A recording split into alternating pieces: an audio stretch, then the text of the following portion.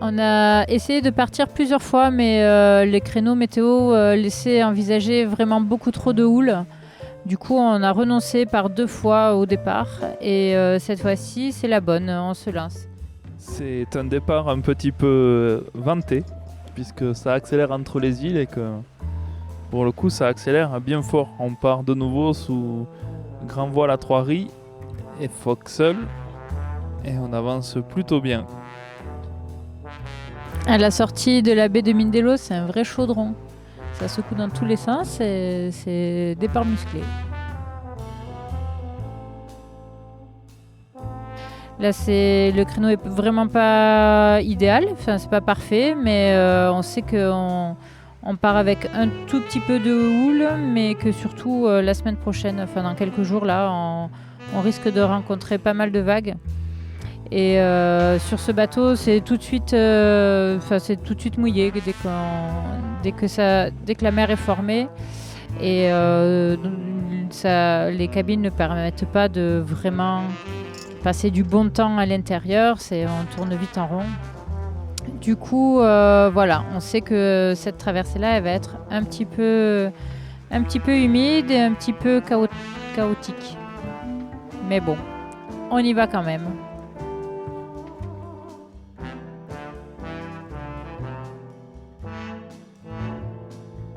Bon, malgré la houle, tout le monde se sent plutôt bien, ça va. Abel estime que si la transat continue comme ça, il serait plutôt content.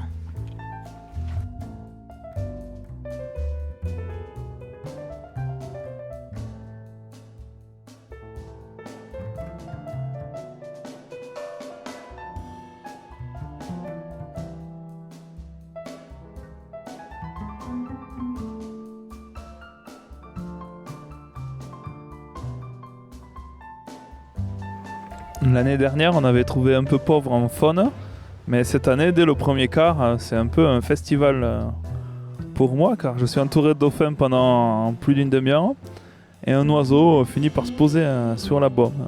Je dirais un puffin, je ne suis pas spécialiste, mais c'était un bel oiseau, je l'ai filmé, donc si des gens connaissent l'espèce, je suis preneur.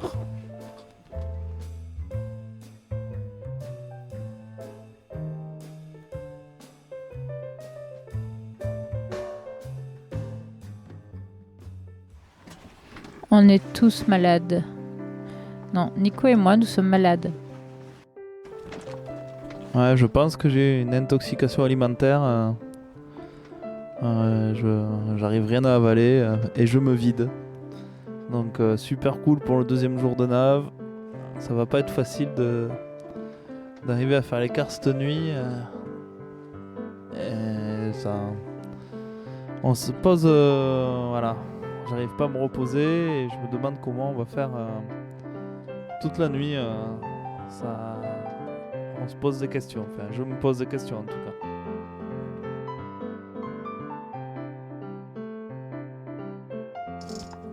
Heureusement qu'on n'est pas notre première navigation et que je sais que Nat et Abel assurent. Moi, je suis de nouveau malade et Nico est bien pire que moi. Du coup, malgré ça, on essaye de s'organiser avec Abel et je lui propose de prendre la première partie de la nuit et moi d'aller me reposer assez tôt pendant que Abel est encore en forme. Et comme ça, je pourrais le relayer ensuite, quitte à mettre un chrono et dormir par intermittence. Du coup, je vais me coucher à 18h UTC et j'arrive à m'endormir. Et quand je me réveille, je découvre que c'est Nico qui est dehors. Il a réussi à se lever et il assure son quart. On prend nos horaires comme on le fait d'habitude. On dort pas mal quand même pendant notre quart respectif. Heureusement, la nuit est tranquille, les vagues se sont beaucoup calmées et on avance régulièrement, mais sans heurts, donc ça va. On peut juste avoir une demi-veille, histoire de ne pas croiser de cargo ou de petits bateaux. La journée qui suit, on est tous fatigués, on se traîne d'une couchette à une banquette. Après avoir dormi, ça va beaucoup mieux, mais on va passer une journée tranquille. Hein. On va pas beaucoup forcer. Heureusement, Onoakea marche très bien sans nous. On se pose pas mal de questions pour la suite. On sait qu'on a quelques jours calmes à venir là. Et puis qu'à partir de dimanche, on devra avoir une grosse houle par le travers. Puis du vent. Le vent va monter d'après les prévisions météo qu'on avait au départ.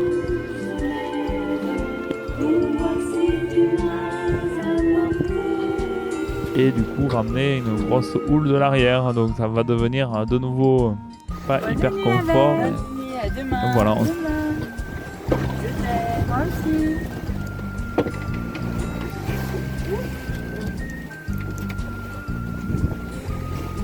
On sait que ça va passer, mais c'est juste combien de temps ça va durer, est-ce qu'on va arriver à se reposer, etc. Nous allons appeler Jérôme avec le téléphone satellite qui va nous donner une météo. Bon là on est un peu tôt, ça fait pas tout à fait 2 jours, enfin ça fait un peu plus de 2 jours qu'on est en mer.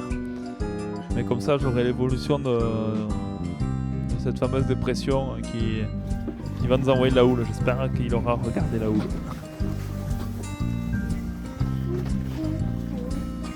Et puis aujourd'hui, pareil, hein, c'est tout doux. C'est un peu gris. Alors au début, on a mis le tarp, puisqu'on a envoyé le SPI, on a mis le tarp qui nous servait de protection de soleil. Et puis finalement, ça s'est couvert et donc le tarp a servi de parapluie. Ce matin, on avançait bien sous SPI. On était à entre 5,5 et 6,3, donc de vitesse, c'était bien, alors qu'il n'y avait pas trop de vent. Là, ça a valé le coup, on était à moins de 4 nœuds, grand voile et gémeaux en ciseaux. Donc, le SPI a bien fait gagner de la vitesse, mais au milieu d'après-midi, le vent est complètement tombé. Là, depuis le milieu d'après-midi, là c'est 17h45, depuis le milieu d'après-midi, on se traîne à 2-3 nœuds. Allez, Titouan, à toi. Allez, vas-y, Titou, borde. Allez, ouais. Donc une journée assez mitigée en dents de scie et au final en 24 heures on fera 110 000. Hola, ¿qué tal? Hola, ¿qué tal, ouais. Juste tu l'entoures. C'est bon, Titou? Impec, mec? C'est bon? C'est bon. Tu veux savoir quoi, Titouan? Quoi? Qu'est-ce que tu voulais savoir? Les requins renards, c'est les plus forts, Ils sont forts, les requins. mais les requins, ça mange. Mais les requins renards, ils mangent les humains. Quoi?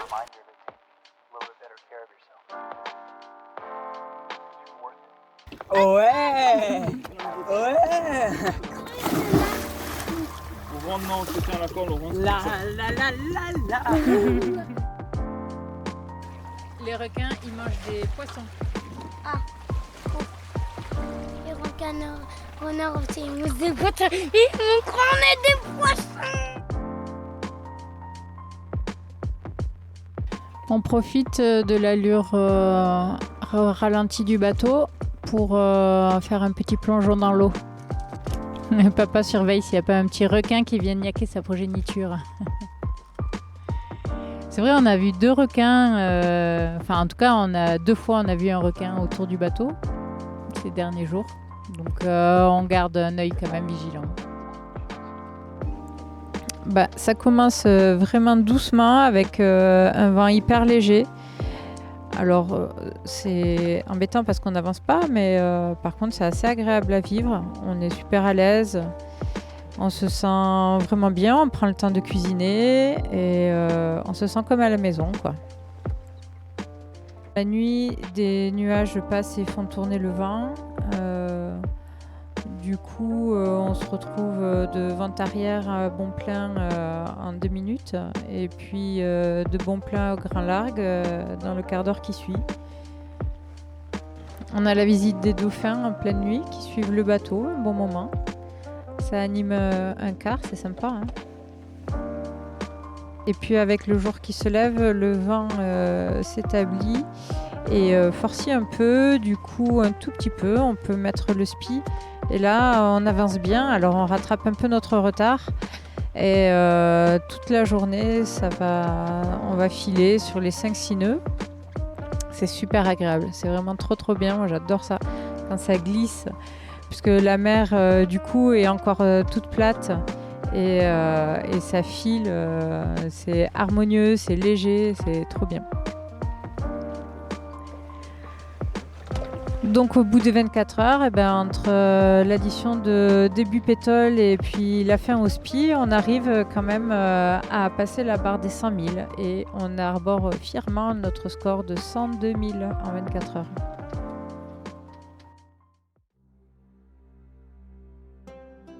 Une baleine. Ah, les crêpes de la maman. Les crêpes de la maman.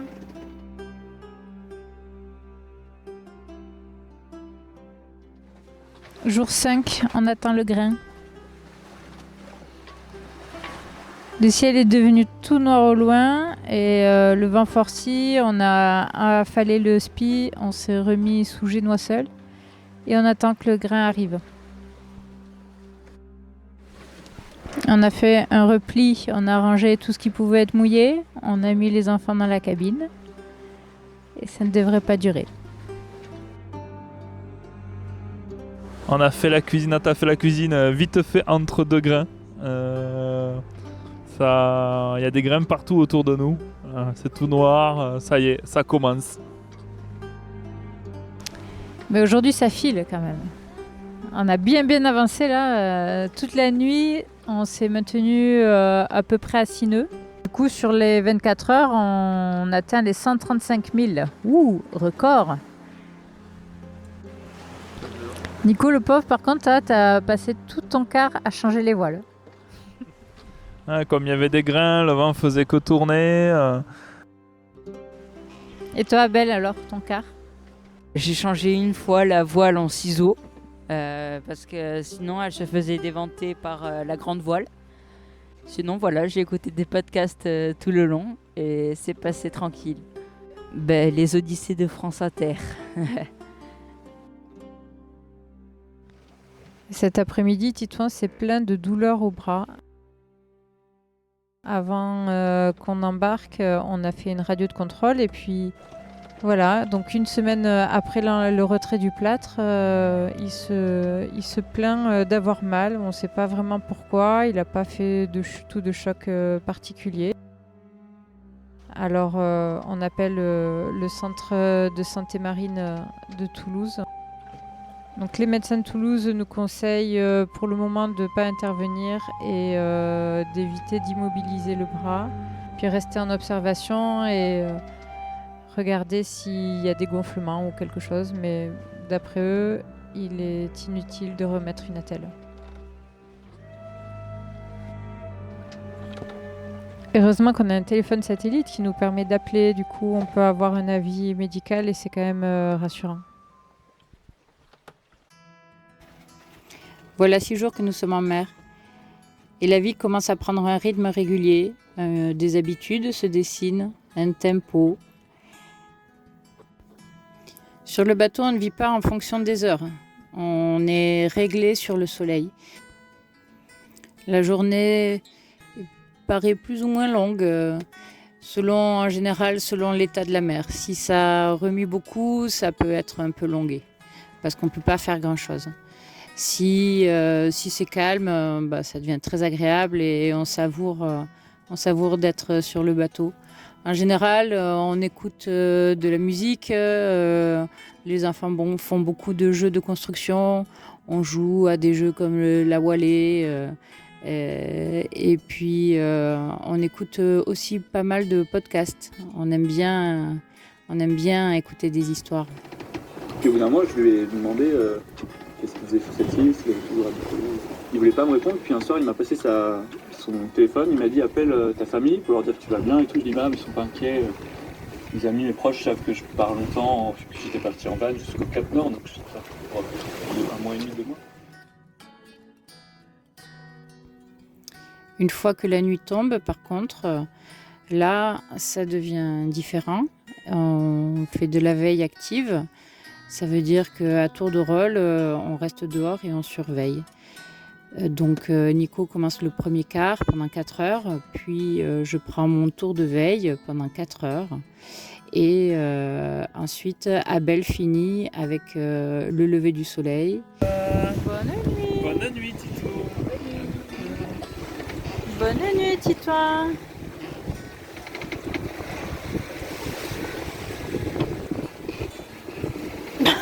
Bonne nuit, Titouan.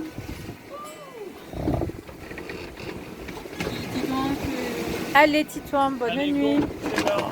Viens m'aider. À quoi? Toutes les mauvaises nouvelles d'un coup. Le premier lever, c'est Nico avec Titouan, en général réveillé au lever du soleil. Et ensemble, ils vont cuisiner, préparer le premier repas de la journée. Nico va faire les réglages de voile, prendre les options pour les heures à venir.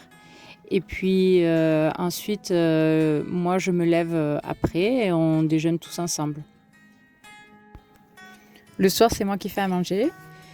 Et voilà, tout le monde est content. On repart sur une nouvelle nuit de quart. C'est une machine bien huilée.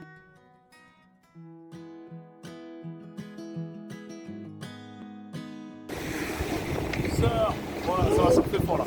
Attendez-vous, attention à pousser l'appareil.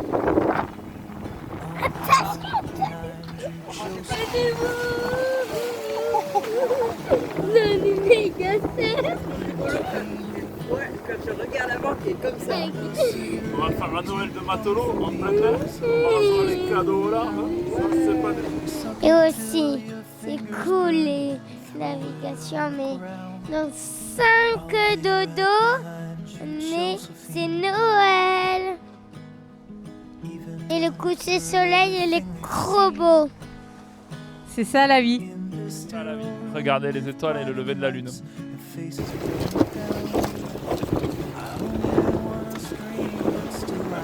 sais pas ce que ça va faire gagner.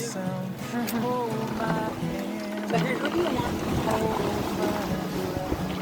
On a croque mis bonnette. une bonnette. Avant, il y avait des voiles spécialement taillées pour aller dans des places comme ça. Donc, il y avait même comme bateau. Cool. On a mis les voiles en ciseaux. Il y a bien du vin. C'est cool, on se sent bien. On a une cabane. On a plein de croquets, il nous faut. On a une cabane. On s'est déjà dit. Ah. On a reçu la visite d'un petit hôte tout particulier. C'est un petit poisson ventouse qui est venu s'accrocher à la coque du bateau. Alors, ce sont les poissons qui normalement se collent grâce à une ventouse qu'ils ont sur la tête. Ils se collent au requin. Et là, on en a un accroché à notre coque bâbord. Alors, on peut imaginer qu'un petit requin est passé par là et nous a laissé son compagnon. C'est assez rigolo, c'est bizarre comme poisson, une drôle de tête, assez moche de loin et puis sympathique quand on regarde de plus près.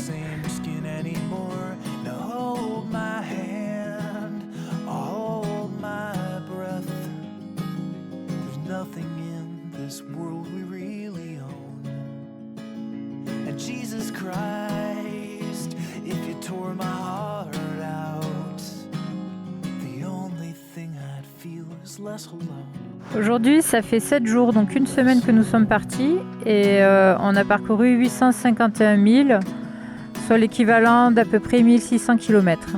Pas mal, hein ?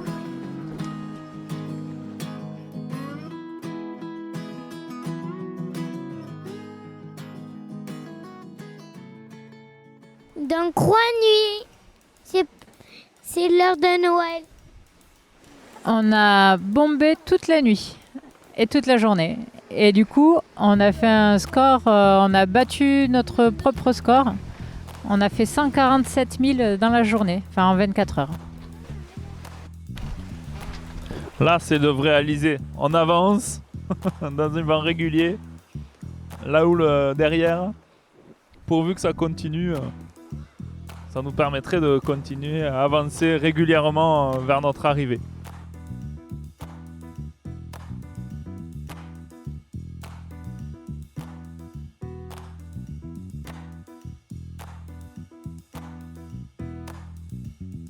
transat qu'on avait fait en janvier dernier. Il y avait eu énormément de sargasses. Et cette transat-là, on n'a pas de sargasses du tout. Alors je pense que ça va faire du bien aux Antilles de ne pas se prendre des stades de foot de sargasses toute la journée.